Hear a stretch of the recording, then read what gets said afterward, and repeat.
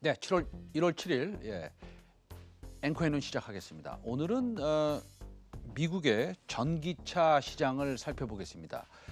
왜 미국의 전기차 시장을 살펴보느냐? 테슬라가 미국에서 잘 팔리고 있지 않느냐라고 물어보신다면 그렇지 않습니다. 작년에 메이저 시장 중에서 가장 성장이 작았던 시장이었기 때문이고요. 바이든 대통령의 취임 이후에 전 세계 전기차 시장의 성장을 유럽과 같이 과연 이끌 수 있을까라는 고민을 저는 시청자 여러분들과 같이 해보고 싶습니다. 만일 미국이 올해 유럽과 같이 전기차 시장이 고성장한다면 지금 전기차 관련 종목들을 미리 이익 실현하는 것은 좀 성급한 것 아닌지 해서입니다.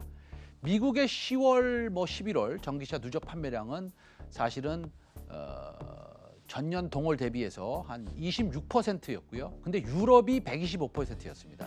그럼 유럽의 5분의 1 수준이고요. 이게 이제 영국의 12월 전기차 판매량을 보시고 계신데 영국은 아까 앞에 걸 보여주세요. 350 몇 %였습니까? 343%였습니다.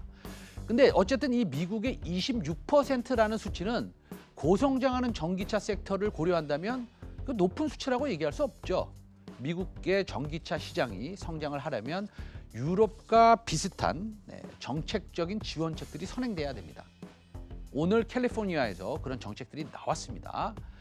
일반적으로 미국 전기차 시장의 약 50%는 캘리포니아에서 다 풀리고요.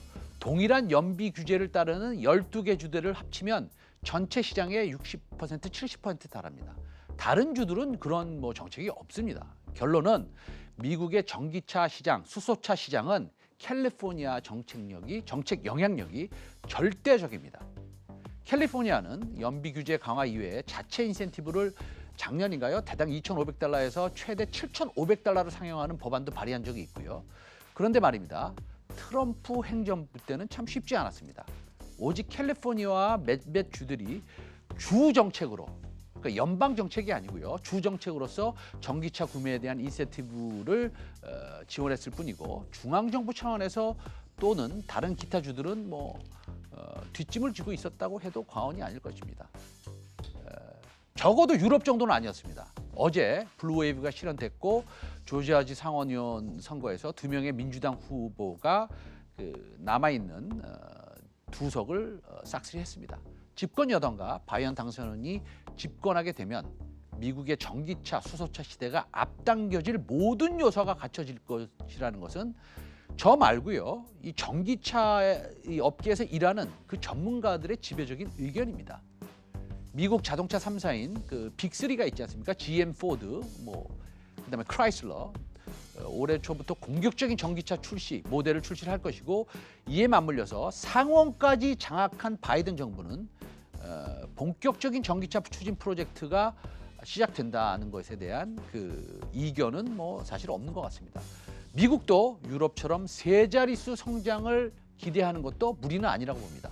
일각에서는 2035년부터 내연기관차 판매 금지 법안을 선포한 캘리포니아 주처럼 이 같은 법안이 전국적으로 확산될 것이라는 예측도 나오고 있습니다. 시청자 여러분, 적어도 제가 하나 확실하게 말씀드릴 수 있는 것은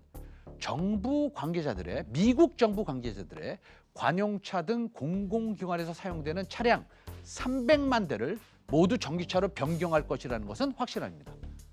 이것이 신호탄입니다. 우리나라 전기차 부품 업체의 리레이팅이 예상됩니다. 내일 12시 50분에 뵙겠습니다. 감사합니다.